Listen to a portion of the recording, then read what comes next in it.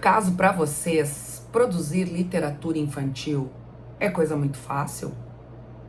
Basta usar uma linguagem bem simples e acrescentar algumas ilustrações, alguns desenhos, só repetindo o que está no texto escrito e tá tudo bem? Temos aí um livro de literatura infantil. Fiquem aí que eu vou trazer um livro que talvez mostre essas respostas. Fala pessoal, meu nome é Cláudia e este é o meu canal, O Caso de Leitura, um canal voltado para os livros, literatura e outros babados literários. E o babado de hoje, pessoal, é uma tentativa de responder as perguntas que eu fiz antes. Quem me acompanha aqui, com certeza já respondeu, né? Já pensou pelo menos na resposta. E o livro do qual eu estou falando é este aqui. Pra que essa boca tão grande? Que é uma publicação da editora Panda, da Panda Books. E quem escreveu foi Tino Freitas e o projeto gráfico e a capa é de Raquel Matsushita, que muitos de vocês já devem conhecer. Então, por que eu escolhi este livro? Porque é um livro que, para mim, é um exemplo perfeito de como se deve pensar na literatura feita para crianças. A começar pelo projeto gráfico. Vocês sabem que muitas vezes eu inicio os meus vídeos aqui apresentando os livros e discutindo já a capa. Muitas vezes a gente ignora essa contracapa aqui, que também é uma outra discussão que eu já fiz. A contracapa, ela pode trazer elementos visuais e também textuais que nos auxiliarão a fazer uma interpretação da obra. Então é como se fosse uma ancoragem à interpretação. Às vezes, eu acho que não vale a pena, por exemplo, a gente ler esse texto, porque ele já pode trazer respostas a questões que o livro vai provocar. Então, eu sempre digo, né, e mais uma vez eu vou repetir, porque nunca cansa demais a gente falar nisso. Para eu entender o funcionamento de um livro, né, e antes, né, de apresentar para a criança, é muito importante que eu seja professor, ou pais, ou né, parentes dessa criança que vão ler para ela, mesmo os pesquisadores, claro, né, principalmente os pesquisadores, é importante que a gente faça uma análise aprofundada desse material. A gente não pegue o livro e saia lendo correndo, né? Ah, então agora para eu ler para uma criança eu vou ter que fazer uma tese de doutorado? Não, não é isso, pessoal. Mas se a gente faz uma leitura prévia, já assim com um pouquinho de cuidado, a gente vai começar a perceber elementos que, se por acaso a criança não identificar, que muitas vezes elas identificam muito antes de nós, né? Eu já estarei preparado para de alguma forma instigá-la a enxergar esses elementos. Eu não vou dar as respostas, não é isso. Mas se eu faço uma leitura prévia, eu tenho condições de fazer algumas perguntas que talvez levem esse meu pequeno leitor ouvinte a chegar a algumas interpretações que podem passar batido para esse leitor. Tá? Então aqui eu já quero chamar a atenção para a contracapa. A contracapa já tem um texto que diz assim, ó: era uma vez uma menina que seguia pela floresta a caminho da casa de sua vovozinha. Na mata havia um lobo que a tudo assistia. Você conhece essa história, não é mesmo? Mas nem tudo ocorreu como se imagina. Nesta releitura do clássico conto da Chapeuzinho Vermelho, são reveladas cenas inéditas, né, do encontro da menina com o lobo. Duvida? Então abra as páginas deste livro, mas com cuidado, né?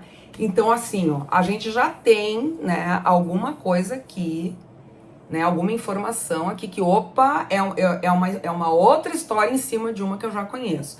E aí vejam como é importante fazer essa análise, porque eu tenho que pensar, será que o meu filho, ou será que os meus alunos já conhecem a história da Chapeuzinho? Porque se não conhecem, essa conversa aqui não vai funcionar exatamente bem, né? Então, ou por outra, né? Vai perguntar, você conhece? Mas essa história você já conhece. Aí talvez eles digam, não, eu não conheço. Bom, aí eu vou ter que dar um stop aqui, contar a história da Chapeuzinho, lá a primeira, a original, e depois vir pra cá.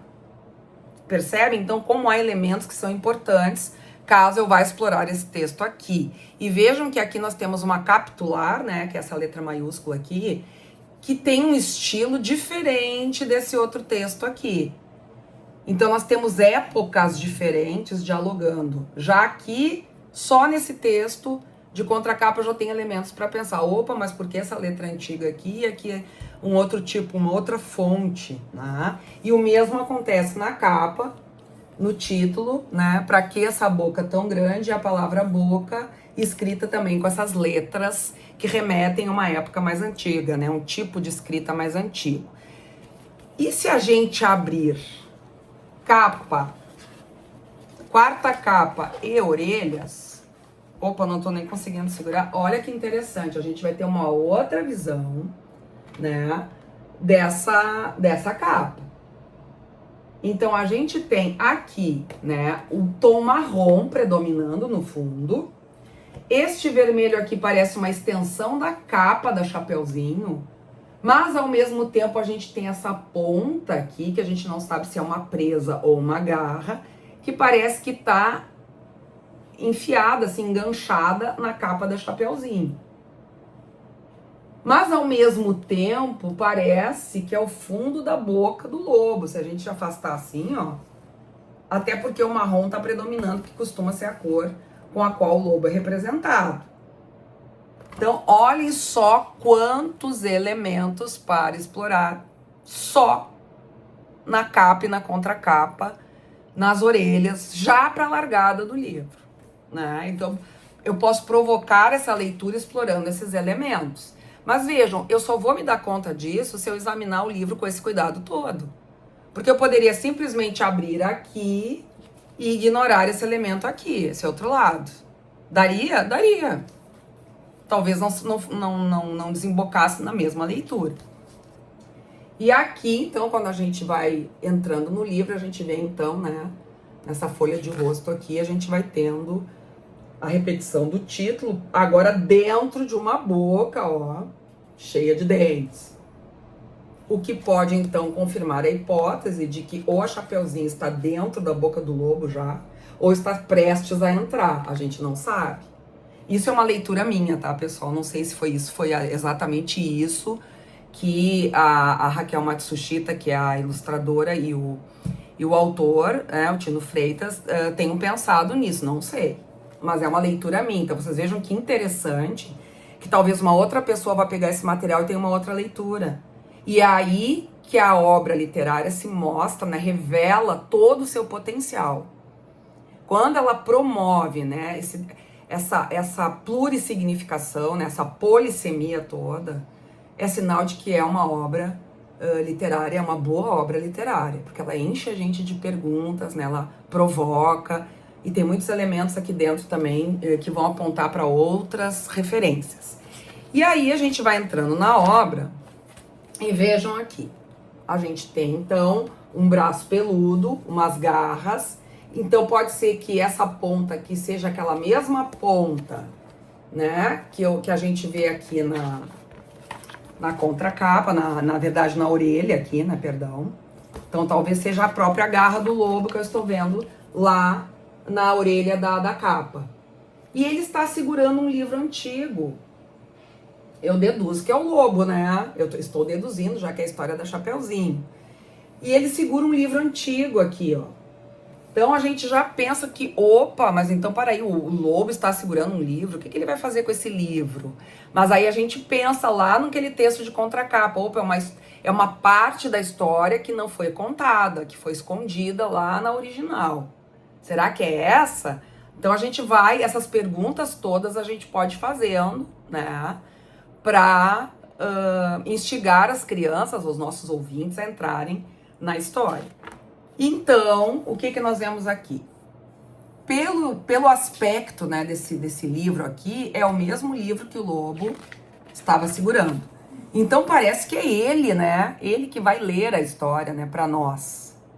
E aí, vejam que esse livro está dentro de um cenário maior, que parece ser um cenário deste livro que eu estou segurando aqui. Então vocês vejam que é uma história dentro de outra história. E quem está lendo esta aqui, muito provavelmente, é o lobo que está segurando o livro. Olha a loucura, né? Veja como começa. Era uma vez uma menininha mais bonita do lugar. Sua mãe era louca por ela. E a avó ainda mais. Dessa história, claro, você já ouviu falar. É aquela em que a mãe pede à filha estimada para levar um bolo e um pote de manteiga para a avó adoentada. Então aqui de novo, né, o lobo, em princípio, está lendo essa história, mas essa história que está aqui dentro, ó, não é a mesma história que a gente conhece da Chapeuzinho. E vejam que o narrador está conversando com o leitor, quando ele diz, essa história você já conhece. Isso é muito interessante, pessoal, que no teatro e no cinema, esse recurso é chamado de quebra da quarta parede. Por quê? O que vem a ser isso? A quebra da quarta parede é quando essa fronteira entre a história e a realidade, ela é ultrapassada, provocando uma ruptura. E é nesse momento, no caso do cinema, muitas vezes, aquelas cenas em que o ator, por exemplo, tá lá, né, executando as suas ações, e ele para e eu digo, você aí que está sentado aí do outro lado da tela, o que você está achando? Então eu quebro, né, essa parede que me separava, né, separava a minha realidade da ficção. E aqui é a mesma coisa, é um tipo de narrador que a gente chama na literatura de narrador intruso. Ele vai conversar com a gente. Bom, e aí a gente já tem então essa quebra, né? E vejam que a estrada, ó, onde a Chapeuzinho está caminhando dentro do livro antigo, ela vai emparelhar com a estrada que leva à casa, que a gente pensa que é a casa da vovozinha.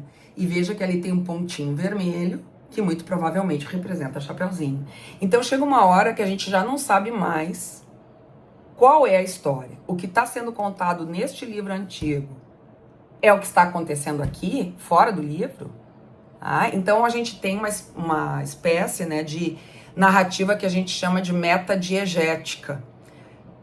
Eu preciso saber isso para ler um livro para uma criança? Não preciso saber isso para ler um livro para uma criança, mas eu falo aqui, né, para professores, falo para pais também, para famílias, mas eu acho que é interessante a gente pensar nesses conceitos, né? A metadiegese, ela é um conceito que foi proposto ou desenvolvido por um crítico literário, teórico de literatura, chamado Gerard Genet.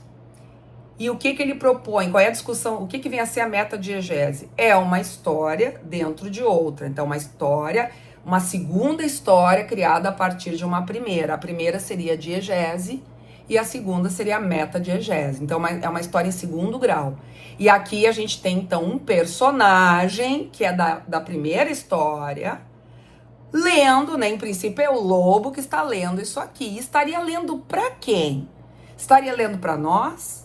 Estaria lendo para uma Chapeuzinho, que talvez seja essa, que não é a mesma da história antiga, mas que tem relação com ela, pois está com capinha vermelha, com cestinho, e está dentro do livro antigo. Então vocês vejam que a gente tem diferentes planos narrativos aqui dentro, diferentes ambientes, é como se fosse uma história encaixada na outra. Tá? É mais ou menos isso. E ainda existe a voz do Tino Freitas, né? A voz do narrador, que é o Tino Freitas, que tá lá no fundo, né? Ele que produziu todo esse material que a gente está apresentando aqui agora, o material narrativo, escrito, e dialogando, né, com o material narrativo que foi construído pela ilustradora. Então vejam que ilustração e texto verbal e todas essas vozes vão se misturando aqui para contar essa história. É bem polifônico também nesse sentido, são muitas vozes, né? Várias instâncias de narrador, né? Mais de um personagens de histórias distintas que vão se confundindo. Então vejam como é complexa a produção desse livro. E aí então, né, prossegue a história. Então a gente tem neste plano a Chapeuzinho chegando na casa, né? E aqui a gente segue tendo o livro antigo e aqui o cenário, né, que é deste livro aqui que eu tô segurando. É uma outra história. Então vejam o que está escrito aqui. Você sabe o enredo. Sem medo, ela encontra o lobo no meio do caminho. Ele, sem perder tempo, chega primeiro à casa da vovozinha. Rapidamente devora a velhinha, pois havia mais de 3 dias que ele não comia nadinha. Após a refeição, deita-se na cama e... toque, toque, toque. Então aí a gente vê a Chapeuzinho aqui. E aqui está o número da casa, 1697.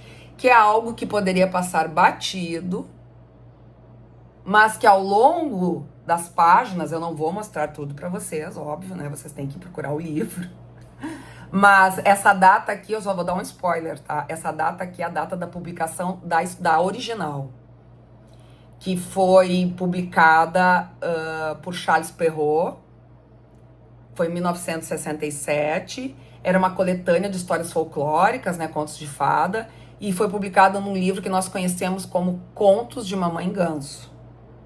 Olha como é antigo isso, né? Então a gente tem esse, inclusive o aspecto desse livro aqui, né, já desde lá do início, vai apontando para uma coisa bem antiga. Então esse livro que o lobo, um personagem, está lendo, é um livro lá antigo, mas segundo ele, uma versão que a gente não conhece, porque esconde elementos, né? Muitas informações não foram passadas naquele original. Isso é dito pra gente já aqui no texto de contracapa. A neta chegou à casa da avó. Ó dó, isso você também já sabe de cor. Mas parte da trama foi esquecida, você duvida? Pois saiba que de toda a conversa entre o lobo e a menina linda, quem te contou esqueceu uma parte. Achou que era assunto para descarte. Ou pode ter sido um problema de memória. Mas saber de toda a conversa é sempre importante para entender melhor o desfecho da história. E aí, então, eu não vou ler mais, né? Chega de dar spoiler. Mas o livro tem uma pitada de humor, assim, é bem legal, tá? Aqui nós temos uma plaquinha pendurada na porta, ó, não perturbe. Então o lobo tá lá dentro do quarto, não quer ser perturbado. E aí nós temos uma tomada aqui dessa Chapeuzinho, toda estilizada. Que pra mim parece uma centopeia. Não sei, lembrou uma lagarta, uma coisa assim. Eu achei interessante essa construção aqui, até talvez para apontar que não se trata da mesma Chapeuzinho, tá? Mas isso é uma especulação minha. Ela foge daquele padrão tradicional. E aí vejam que a Chapeuzinho está sentada no sofá da sala, com essa posição dos braços, que coincide com a posição dos ponteiros nesse relógio aqui. Eu acho que isso foi proposital. Mas vejam, eu estou especulando, só falando com a Raquel Matsushita e com o autor para saber, tá? Mas eu acho que não é por acaso que os ponteiros aqui estão na mesma posição. E a Chapeuzinho está apontando aqui, pessoal, para esses quadros na parede. Que se vocês tiverem curiosidade, vocês verão que são ilustrações feitas por diferentes ilustradores de épocas antigas, de diferentes versões, publicações, digamos assim, da história da Chapeuzinho. Claro que isso a gente só vai entender mais adiante, a gente vai ter algumas também curiosidades, né, ao longo do livro. Então vejam, eu achei muito interessante essa questão do relógio, né, dos ponteiros e dos braços da Chapeuzinho, porque tem uma questão de tempo que está implicada aqui, né? Então, essa personagem que é mais contemporânea, que ela está mais no momento presente, essa Chapeuzinho aqui, ela está apontando para uma outra época. E o relógio, ele está aqui de alguma forma simbolizando essa passagem do tempo. Essa Chapeuzinho da história do Tino Freitas não é a mesma Chapeuzinho dessas épocas aqui. Ai, gente, eu tô apaixonada por esse livro. Eu tô apaixonada por esse livro e pelas possibilidades que ele traz pra gente, tá? Tanto explorar a linguagem visual, não verbal, o texto verbal e a maneira como eles vão se articulando, o projeto gráfico, as cores, né? E eu não vou contar o resto, né? Vocês vão ter que ficar com essa água na boca, mas eu já vou dar, assim, cantar uma pedra. Vocês não deixem de abrir essa última orelha, que é a orelha da contracapa, porque tem uma surpresa aqui dentro e que tem a ver, tá? Tô dando só uma diquinha aqui. E que tem a ver com essas obras aqui que a Chapeuzinho está mostrando na parede. Bom, vejam então que fazer literatura infantil não é para amadores, pessoal. Produzir literatura infantil de qualidade, é um processo árduo, é um processo difícil, né, que demanda muito diálogo, inclusive com o ilustrador, caso o próprio autor, né, o próprio escritor não seja ilustrador, né, então vejam que trabalho importante que foi feito aqui. E eu espero, né, que vocês tenham gostado dessa palhinha que eu dei do livro, mas eu acho que os poucos elementos que eu apresentei aqui já servem para muita discussão. Espero que vocês tenham gostado da dica de hoje e até o nosso próximo Casa de Leitura.